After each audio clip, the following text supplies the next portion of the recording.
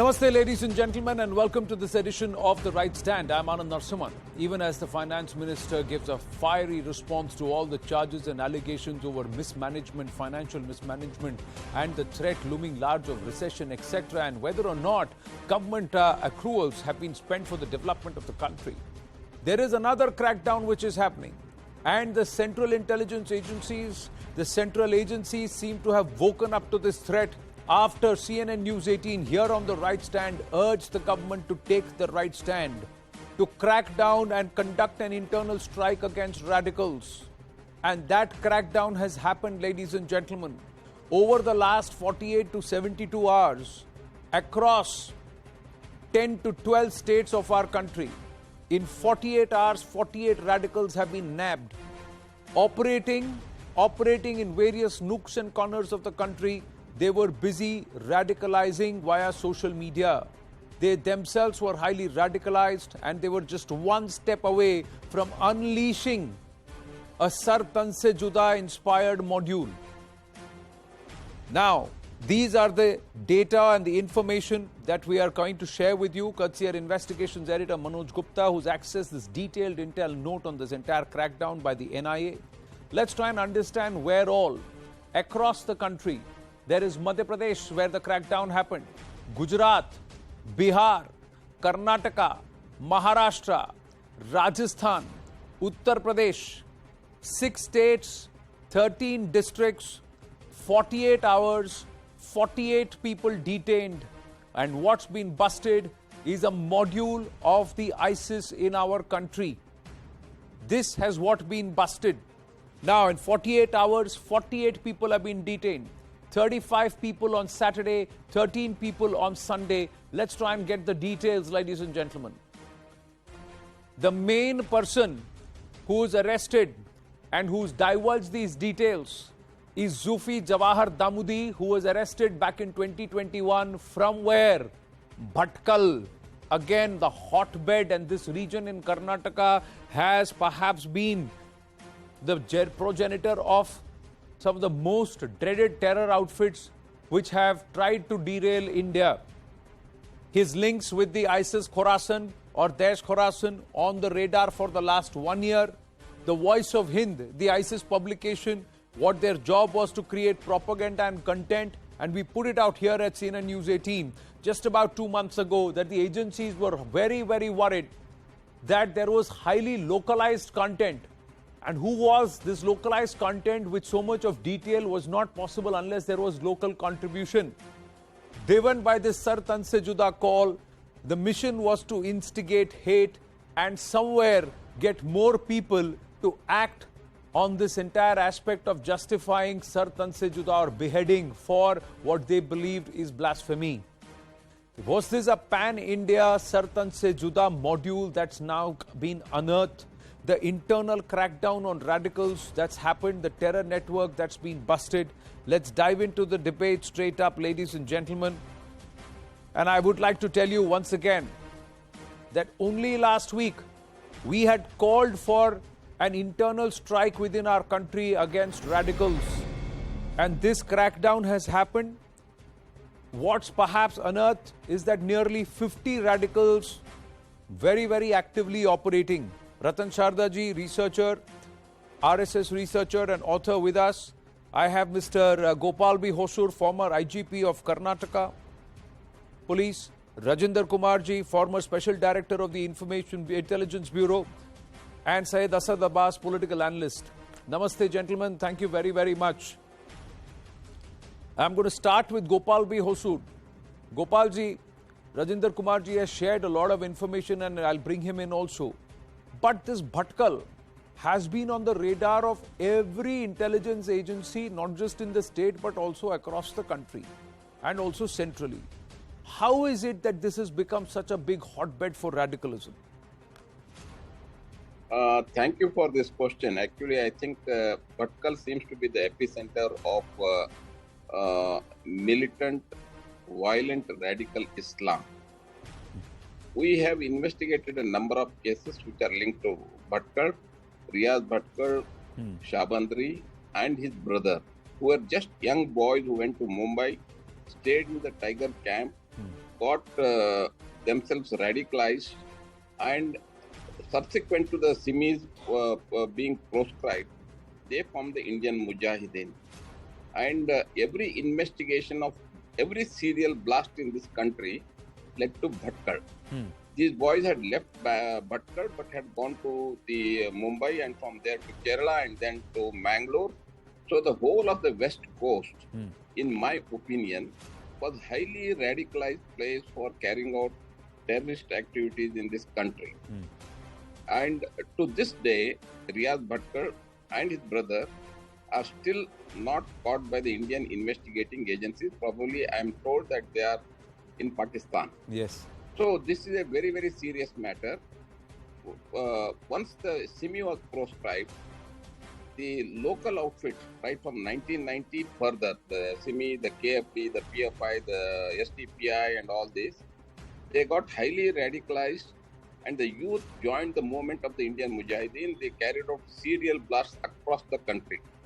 Thanks to the present dispensation, they came down very, very heavily on terror, and they strengthened the anti-terror mechanism of the country. In the recent past, we have never had any serious problem connected to violence in the hinterland or by the homegrown terrorists within India and the southern, more so the southern India. So I feel that Bhatkar, which has been an epicenter, it has been a very, very important center. It is on the west coast, and it has been highly influenced by the terror outfits from Kerala, who were caught going over to ISIS. Yeah. They were caught, encountered on the Kashmir border, so on and so forth. So I think we need to pay far more greater attention to the radicalization of the youth who had taken to violent terrorism. Now, because if it was Indian Mujahideen then, it is the Daesh or Islamic State now, but the whole manifestation is radical bent, pan-Islamist, and somewhere there is this influence which is foreign to our country. Now, I have our research team just pull out some information and backgrounder to Bhatkal. I'm just going to quickly read it as I bring in Rajinder Kumarji and Ratan Shardaji. Now, Bhatkal is a quiet coastal town in Karnataka. And how did it turn from a quiet coastal town in Karnataka to the hotbed for terror and radicalism? That's the larger question, ladies and gentlemen. It's been termed mini Dubai, mini Pakistan, and the birthplace of the Indian Mujahideen. Now, even though Bhatkal is in the Uttara Kannada district, has a population of less than 150,000 people, every intelligence agency, state or central, has its units deployed in this town. It's a hometown like he was telling us just now, Gopalji was telling us that it is the hometown of Yasin and Riaz Bhatkal, two masterminds behind multiple terror attacks in the country and also active founders or members of the Indian Mujahideen. Many believe that RSS activist and local MLA Dr. Chittaranjan's murder in April 1996 actually changed the political narrative of a town which historically was known for its communal harmony. And according to census data says, and let's try and call out some of the information which we plotted via graphics. Now, according to census data, besides a very, very predominant population of Muslims, there are also Christians, Buddhists and Jains in this area. And barring a few minor clashes in 1974, 78 and 88, now the town had an easygoing pace and free interaction among the people of different communities. It all started changing in the 90s. And if you were to see, birthplace of the Indian Mujahideen, Yasin Bhatkal, Riaz Bhatkal is one. And then now the ISIS connect happens with Zufri Jawahar Damudi. Now he is also a Bhatkal resident. So since 1991, things had started going down south, ladies and gentlemen. And in there, the Lok Sabha polls 1991, that changed. Communal clashes erupted in 1993. The Muslims in Bhatkal are seen as primarily known to be either Nawayats or the Dakhinis. The Nawayats trace their origin to Arab countries, and they believe that their ancestors came to this town somewhere in the 8th century from Arabia. Decades before partition, Muslim families of the Nawayat community had business links with Karachi and other parts of Pakistan. So over the years, marriage alliances between Karachi and Bhatkal became common. Even after partition, this has happened, and this practice continued. And many women who married men from Bhatkal got Indian citizenship. So this Arabi influence and also this Pakistani influence continued. It existed before, it has continued even now. And somewhere, as Gokulji was saying, Rajinderji, this influence of the petrodollars and also Malayalis returning from Gulf and coming back very, very Arabized in their approach, has that also had an influence? And are you surprised to find that there are 48 highly radical elements who have now been cracked down upon?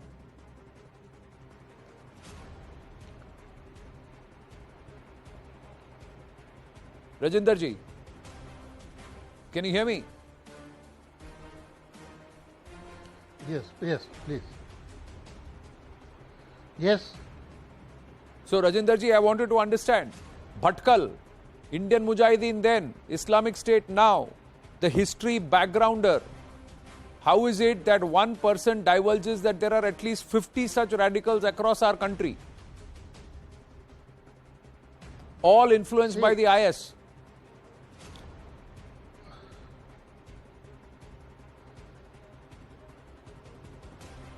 Hello. Yes, Rajinder ji, can you hear me? Hello. Yeah, I can hear you. Bhatkal has an old history. I will not say that it has suddenly got this Islamic radicalism. It has a very, very old history. In fact, if you go into the whole of the history of the terrorism, Islamic terrorism in India, you will find one thing very important, that the basis, all these people who subsequently got into the terrorist business, they all initially have linkages with the underworld. They were all part of the underworld. Even this Bhatkal area was landing point for lot of smuggled goods from other countries in the 80s and 90s. These are the people who got their legs there, and I remember that in these people, even in 2000, they were part of the LET. Large number of people were having connection with the LET. The same people now LET too. They are keep on changing their clothes. They are now in with the other organizations. But the mentality, that same Wahhabi thinking, Salafi thinking continues, and their dream of creating India a caliphate is there, and they keep on working on this. In this, they get lot of assistance from Pakistan. Pakistan is the Karachi is the base of the people who are in Bhatkal. And large number of people from Bhatkal, large number of people with terrorist background from Bhatkal are living in Karachi. Karachi and the Bhatkal has also linkages. Bhatkal module also has linkages with Hyderabad module. Their linkages are as old as early 90s.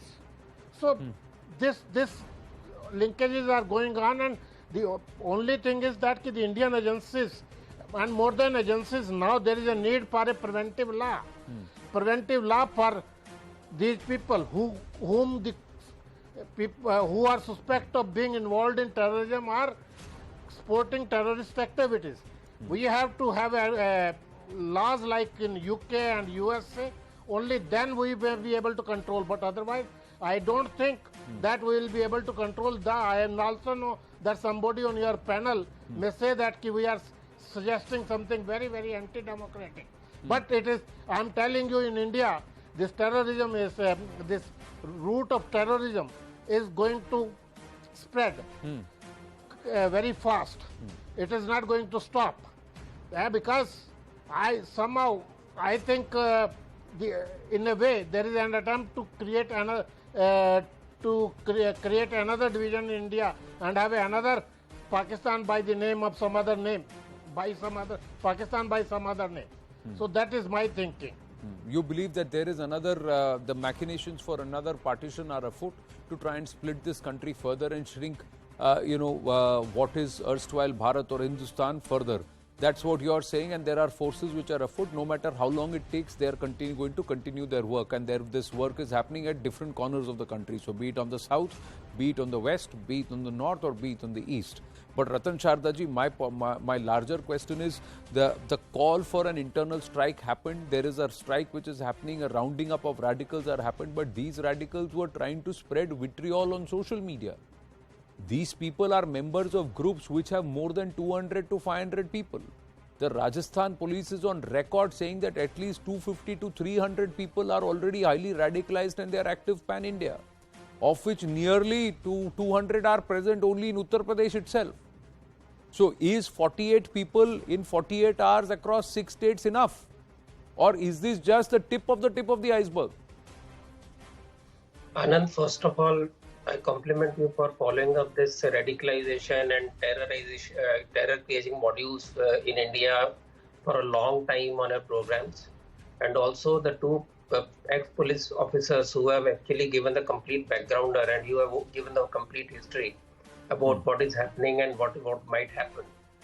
To my mind, the issue is that 48 number is very small, first of all, because that would be number, if you were to actually strike hard, would be found even in Kerala not enough. What are the roots? Why did radicalization spread? Because there are people who in the name of secularism have kept on egging on these forces, kept on supporting these forces overtly, covertly. So they have been encouraged. The first example of ISI style of killing was in 2003 in Marad beach attack, when 8 Hindu fishermen of backward caste, scheduled tribe were butchered in the early morning on the beach of Marad. And then we have seen that bomb explosion in Coimbatore, again conducted with base in Kerala. But both the cases, these people are supported by the left, by the Islamic groups and by the secular parties. For example, this particular case, there was Indian Muslim League involved, a National Democratic Front involved, People's Democratic Party (PDP) involved, and this I'm speaking from Justice Thomas report based on police report. If that is so, how does it matter whether NDF becomes SIMI or SIMI becomes PFI? How does it matter that Razakars become AIMIM? How does it matter that Khaksars had converted to Muslim League? So these are just formatting and transforming into new names, but ultimate aim of Darul Islam and ultimate aim of having caliphate in India, as one pointed out, this kind of daydreaming and this kind of mythical ummah approach that we are global ummah and we have no loyalty to any country. This is the undoing of this country. And we must stop this wherever we are or wherever they are, because you cannot pester them, you cannot play with their victim card and try to win over them, because victim cards are the same ummah and same kind of jihadis has been differently played in different countries. Every society has different victim card, but it doesn't work that way. So we have to very firmly expose these people and be very, as the officer pointed out, very firm law and order situation. It cannot be treated as some religious tolerance issue, because de-radicalization was tried in UK for 30 years. Where have they reached? De-radicalization will succeed only if Muslim society from itself, from modern educated Muslims, if they decide enough is enough, we will not allow these Maulanas to play with our future and play with our society. Only then the society will change. Because these poor, ignorant Muslims are in thrall of Maulvis and Maulanas who have played with their emotions and kept on trying to radicalize them, give them worse kind of horror stories, to frighten them and keep them captive in the 7th century ideology. While modern Muslim has to come out, moderate Muslim has to come out and say enough is enough. We will not be cowed down by these Maulanas and Maulvis. We follow religion, but we will not follow their diktats. That is the only way, because outsiders cannot reform. And unless they reform, these things will keep on happening as they are happening world over. Unfortunately, in our case, all these cases are then put into secularism versus communalism. They are put into some kind of victim card playhood and trying to say that the Indian government is fascist and whatnot. Remember, the biggest terror attacks took place during the very secular government. Yeah. And under the so-called communal government, there have been no serious terror attack. So once we understand this psyche, we'll be able to control it. But the fact, like you said, has to come the resistance or the need to ensure that these people are cut down and the radicals are not given any fodder or any place to flourish, has to come from within. And it is the moderate Muslims who have to speak up. The majority has to, among the Muslim society in our country, has to speak up. Plus, there has to be a serious program against radicalization, against identifying radicals and radical elements. Gopalji wanted to say something, and then I'll come to you, Syed Asad Abbas. Yes, Gopalji. I want to say, today Maulanas and Maulvis may not be playing that dominant role as it used to happen in the 90s. Today, the social media has taken over. Yeah. The young Muslim youth who get influenced through this social media, I think that is a very, very important factor. And I think the counter-terror agencies, the intelligence agencies are fully aware of this fact. Because today's technology is able to spread radicalization much faster than what teachings take place in the madrasa. That is number one. Number two is that unless the government acts very strongly, see, because we have certain laws, and those laws, when applied, they go through our own criminal justice system, which take a very, very long time. When America was attacked, they amended the law. When UK was attacked, they amended the law. They came down very heavily and firmly on, not that I'm not Muslims who do this, but a very, very small section of Muslims. Majority of the Muslims to whom I have interacted, I have interrogated, I have spoken to, have been extraordinarily good as regards nationalism is concerned. Correct. But only the small deviant Muslims, those need to be identified, put in place, and they need to be de-radicalized. I think that is the biggest challenge that we have. But the biggest challenge is that can such people be even de-radicalized? The other concern which I also have is that how many of these people are actually originally Indian citizens? Now there is another threat that looms large is that a lot of these people have dubious antecedents. Their origins trace themselves towards Bangladesh or from somewhere else. Some of their papers are dubious. They are operating in India for 10-15 years and they have mixed into these groups. And a lot of these Maulvis who are coming there, or mullahs who are these dubious ones. Let's be very clear. Not all Maulvis and not all mullahs are following this line. There are a lot of them who are actually openly rejecting it, and they are also making calls and trying to advise. But some of them go viral. It's the most vitriolic ones who are now viral and who are getting open, ground to try and feed and fester and prey upon impressionable minds on social media. And a lot of them don't belong to India. See, the butchers of Udaipur were also aligned to a group which was operating and whose admins were based in Pakistan, and they were being fed videos which are being sent by those radical clerics sitting there. But you also have situations like in Assam, where an Ansarul Bangla guy was, operative was given shelter by an imam who was running a madrasa there, and that imam was not from India. His papers were dubious. He had come into India from Bangladesh. So we have this issue, which we have, and it's quite complex. Syed Asad Abbas. Yes. Firstly, Anand Saab, let me tell you, it's an absolute privilege to be on the show because I'm sitting here with the pride of Karnataka, Shri Gopal Hosurji, who put his life in jeopardy in nabbing the forest Sandalwood Brigand Veerappan. Sir, I was listening to your statistics. Absolutely, I agree with you. As a matter of fact, on this issue and debate, I've debated several times with Ratan Sharda ji, and he's aware of my stand.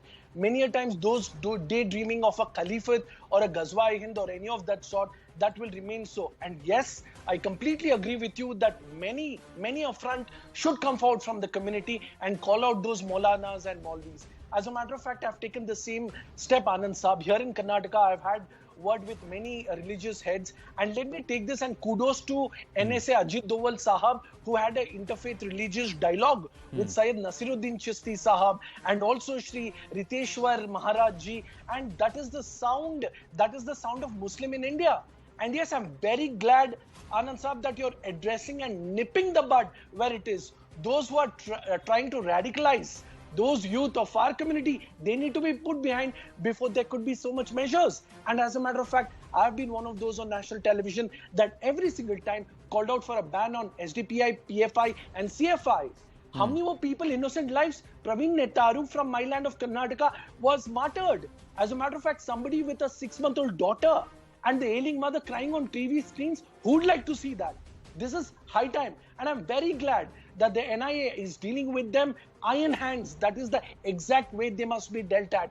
For a matter of fact, these terrorists using the name of Islam, they have not read the Quran, Anand Saab. Quran in its word says Allah, Ishwar, Almighty is Rabbul Alameen and not only Rabbul Muslimeen. Allah belongs to all, every being on this earth and not just the Muslims. So if you understand this simple fact, what Caliphate, what Ghazwa-e-Hind, and I'm very glad and I stand with the government, Anand Saab. See, there is a difference in the interpretation of the books and the scriptures and also the philosophical understanding of the scriptures. Absolutely. That is one aspect. The other one is how impressionable minds can be coached. Because if you are not rooted in your philosophy and if you don't know, then you can be led because you are driftwood. So you can be led astray anywhere. But Rajendraji, the bigger problem is these social media platforms, these encrypted chat lines and onlines, which are highly encrypted, which cannot be accessed. Nobody knows what is being shared. And if you are going to consume this day in and day out, you are going to get radicalized. I go back to the butchers of Udaipur. I am running out of time, but final comment, Rajendraji. They were being fed this since 2013, 2014. And at least for 1.5 years, this entire radical vitriolic videos coming through from Dawat-e-Islami and Tehreek-e-Labbaik was going on.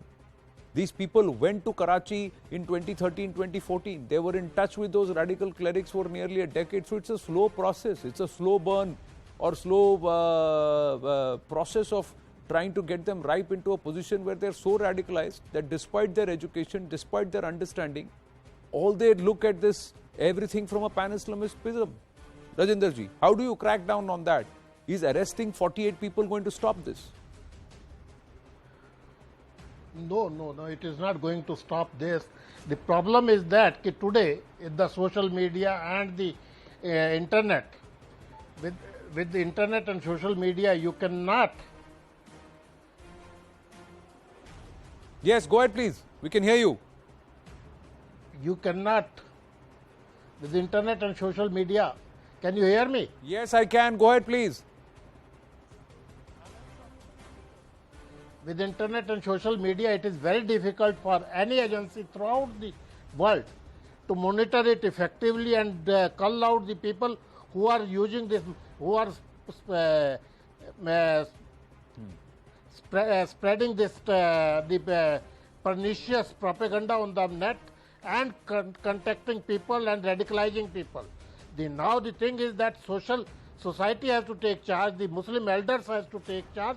The Muslims have to take charge of their people, their boys, their girls, so that they do not get involved into this type of things. If they can stop it, they can stop it. Otherwise, the law has to be strengthened and certain provisions has to be made that wherever such things are found, they at least preventive detention for 2 years should be there. Right. So that is my this thing. Right, and there has to be, in a way, if there is something that can be, that is called de-radicalization, it should be attempted, because the ISIS widows are still highly radicalized. They don't want to change their ways. They want to come back to India, but they don't want to change their ways. Once they are brainwashed, they're gone so far, it's difficult to bring them back. That's what the story is. But there is also the Arsha Vidya Samajam, which has been able to bring back at least 5,000 people and work towards de-radicalizing them. And they are doing their work in Kerala. So there are two sides to this coin, and somewhere there has to be a solution that has to be found from within. But right now, at least we've woken up that there are Trojans and there are radicals who are within us, and we need to get at them and crack them down at the earliest. Gopal Hosurji, such a pleasure speaking with you. Rajendra Kumarji, thank you very much. Ratan Chaddaji, as always, and Syed Satabas, thank you very, very much. We have to move on, ladies and gentlemen, and quickly setting up debate number 2. And this is an issue, this is a worry, because the spy ship, Dragon's Dirty Dare, this spy ship, Yuan Wang 5, is going to dock in Sri Lanka. And it's going to be there not so far away from now, just about 10 days, and it's going to hang around the Indian shores for at least 4 to 5 days.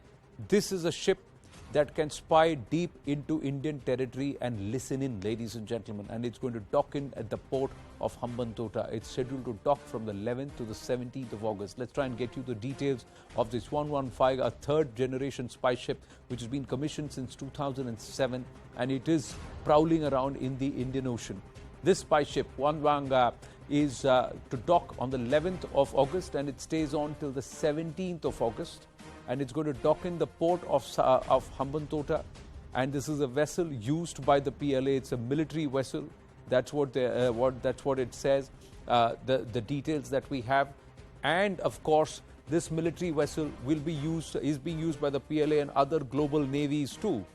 But more importantly, the post where it is going to be, post the Sri Lanka stopover, it will carry out ops in the Indian Ocean. But where it is going to be posted, or where it's going to dock at Hambantota, from there, our critical installations are within its listening distance. The movement is timed to perhaps exploit the Sri Lanka economic crisis. The reason given for its arrival is for refueling, repairs and stocking up. That's what the reason. But at a country which is facing crisis, and at the very port which the PLA or the Chinese now have on a 99-year lease from the very family that has now been pushed out of Sri Lanka. Understand this. It's embarrassing the Lankans and also to spy on India, because the Lankans cannot say you cannot come because that port has been leased out to the PLA. Yuanwang Fai is a latest gen space tracking ship. That's the nature of this ship. Let's quickly understand this. It can monitor satellites, ballistic missile launches. It can also listen in to the naval areas and the naval yards. And it can also go ahead and understand critical installations and see the placements. It has an aerial reach of more than 750 kilometers. Several southern areas can be snooped upon, and it's going to be actively in that range. 6 southern ports in 3 cities are under its radar, including Chandipur, ladies and gentlemen, and that is a critical issue and a need for concern for us. Dragon at the doorstep and the dragon's dirty dare is the question that we ask. The timing is a big question. The Chinese or the PLA, the CCP and the PLA are very clearly coming out and saying it's routine. Don't make such a big deal about it. But if that is the case, why was it opposing that the fact that there were some American US warships in the vicinity at that time? So there are many counter questions also. We will try and ask those too, some of the unanswered questions. Why you cannot take everything that the PLA says or the CCP says at face value. Ambassador Parthasarthi, former diplomat, with us. Andrew K. P. Leong, international and independent China strategist based in Hong Kong, is with us. And Dr. Shrikant Kondapalli, professor in Chinese studies, JNU, China expert, is with us. Namaste, gentlemen. Good to see you all with us, with me here on the show. I'm going to start with Dr. Kondapalli. Dr. Kondapalli, how would you read this? Because many would say this is not the first time the Yuanwang Fai is docking at Hambantota. Indeed, this is a huge ship, nearly half of an aircraft carrier, and of course focusing mainly on the satellite tracking and others, including ballistic missile tracking and survey ship. This has been deployed in the East China Sea beyond the Japanese waters, and initially they would say that these are research visits, and then finally they had the Senkaku Islands as the focus in all their missions in Coast Guard, Air Force, Navy and others, and as a result 680 transgressions have been reported every year from Senkaku Islands, as against nearly 400 on the India-China borders. So this is a preliminary way to militarize the areas, and China also has the APSCO, Asia Pacific Space Cooperation Organization, in which they have Pakistan, Bangladesh, Sri Lanka and some African countries as members, Southeast Asia as well. So this is also for those space tracking missions. Sri Lanka is about to cooperate with the Chinese on the space cooperation. So this is a preliminary measure for them to beef up the space related. And possibly this may have been stepped up because India has the space cooperation efforts with Vietnam. And 5 years ago, we had signed an agreement, an MOU, the space cooperation efforts. So there is that angle as well. But most important, I think it is the militarization. They have sent these to the Pacific Ocean before, and after a year or two, we saw bombers and others being sent. So there is a certain pattern for all this that is very important for us to consider.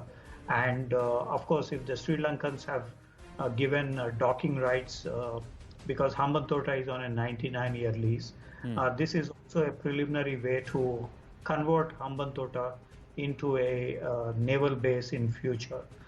This Yuan Wang comes under the PLA Strategic Support Force, the logistics force, and the support force, which has cyber space and other domain warfare.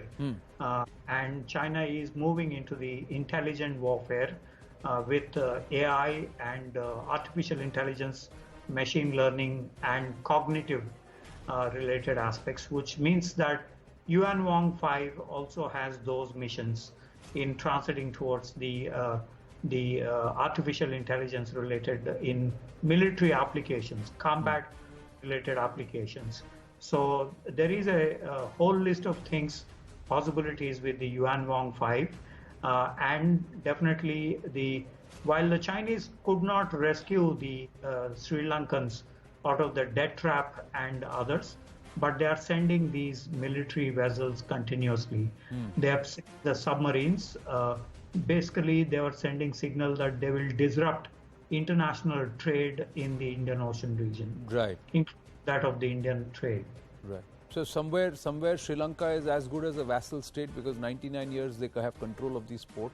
Nobody can stop them from docking the kind of ships that they want to dock. And Dr. Kondapalli is saying this is also a message for those who are talking about freedom of the seas and also rule of democracy in terms of rules-based engagement that should happen. But Ambassador Parthasarathi, if it is going to be detrimental to us, what can we do about it? We can raise objection, but what else can we do? Because if the Chinese intent was pure, why did they have objection to the American ships in the ferry? I think we should bear in mind what has happened in recent months, where Jaishankar has been several times and we've been discussing this at some detail with some results. Firstly, what has happened is that we have secured agreement from them for getting hold of a part of the Colombo port. I mean, the real danger we were having was exclusive and expanding cooperation of the Chinese in Colombo, and that is too close to our shores. And the other point is a lot of our supplies, including military supplies, come in through that route, and we certainly didn't want exclusive Chinese control. We have secured the 1/2 for use by us, funded interestingly by Japan. Now, the second thing I would like to mention is the Chinese tried to creep in north of Jaffna. They bid and got contracts for 3 power stations on islands located close to our coasts.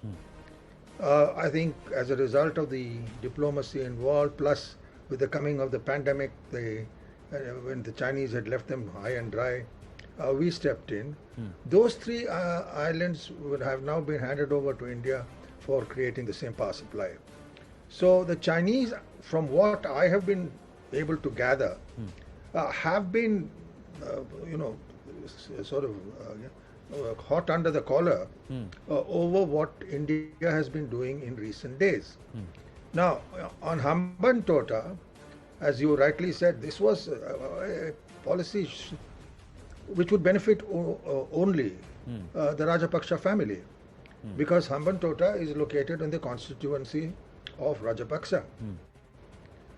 It turned out to be a white elephant, and that is the first thing which has led them into a debt trap. They have been forced to hand over control of Hambantota to the Chinese, but yet they can't regulate the coming and going of ships on their international waters. Now, in this case, what I understand is that the proposal was put through very cleverly by the Chinese at the height of the demonstrations in Colombo. And the decisions were taken when the government was under pressure. That is the explanation I think they are giving, but we should take it with a pinch of salt. and make it very clear that we are going to keep a close watch on what the Chinese are doing in Hambantota, because very clearly this is a spying mission. And let us be real. This is the Chinese are building this sort of structures in Myanmar, in the pretty close to the Indian coastal border. Right. They are seeking such assistance, such facilities elsewhere. Their problem is really that they are worried about worried about the access in the Indian Ocean, because if they keep repeating that the Indian Ocean is not India's ocean. We never claimed that it did. But this does have, and the other point is, most of their projects here are proving white elephants. White elephants. It's happened in East Africa. It's happening in Sri Lanka, Pakistan. and I think the Pakistanis are going to feel the heat when it comes to Gwadar. No. So Fair point. I think at the present moment they are engrossed, but I'm pretty sure we made our displeasure known and pointed out to them that at their most difficult times it was India and India alone who stood by them and worked with the West to see their But is Sri Lanka in a normalcy. is Sri Lanka in a position to even deny docking of this ship? That's the bigger question. Then, if that's the case, then Sri Lanka should allow us to also dock our ship right there within the vicinity. We also have a spy ship. Let us go and park our ship there at Colombo. So Sri Lankans can allow us to dock in Colombo. So we'll go and dock in Colombo. That is something, way of something not touched, but you have a good thought. Yeah. It's what I regard as a good also. Yeah. But talk about Dock in Colombo or dock in Chennai itself. We don't even we'll need to. talk in Colombo. No, we'll have to talk in Colombo and point out that we also have concerns in northern and eastern. No, Sri we Lanka. can also have refueling, urgent refueling needs. It's not a problem. We can also we also need to stock up, and we can do that for about 5 days. As long as they are listening, we'll also listen to them, and both will listen to each other. We'll play out them some songs, and they can right at the interrupt their way. But at a time when China is facing huge internal strife, there is pressure on their public banks. The people are upset. Why is this entire aspect of expansion still they are not able to let go of? Andrew, thank you for your patience. Well, I think that the China's biggest challenge now is not so much internal strife, but the all-out pushback by the United States on all fronts, starting with the so-called Quad, and then the AUKUS nuclear submarine alliance with Australia, and then it's built on the so-called first island chain, second island chain, a clear China containment kind of strategy. And hence, China is trying to break out of all these constraints, which is, of course, exemplified by China's recent visit even to the South Pacific Islands, breaking through from the first and second island chain. Right. Is also rattled by a sort of hype over the Taiwan, particularly the recent heat over Nancy Pelosi's possible visit to Taiwan. And so I think that these, of course, the space warfare and also information warfare has always been there. And as you pointed out, this ship was commissioned in 2007. It's of course the spy ships and hardware is employed by many countries, not least the United States, flying spy planes over China, and not only planes and ships, but also satellites. Right. And hence, I think the ship is also linked to China's global navigation system, the Baidu system, which of course can monitor various other military maneuvers all over the world, not just over the territories next to India. So I think that, of course, the Indian government can, of course, voice its concern, but I think that the China's main enemy or the main target is by no means India, is the United States. Right. So let's see what the response is, and perhaps that's the reason why the discomfort on the of American ships. But then, if India is not the problem, then we should dock our ship in Colombo, and tell Sri Lanka that extend that courtesy to us, because we've helped you in times of need. Here it's majburi, there it is dosti. So let's try and see how it works. I thank you, gentlemen. Interesting days. We'll say build up to the 11th of August and what happens thereof. Thank you very much. We're going to take a very short break. Stay with us here on The Right Stand.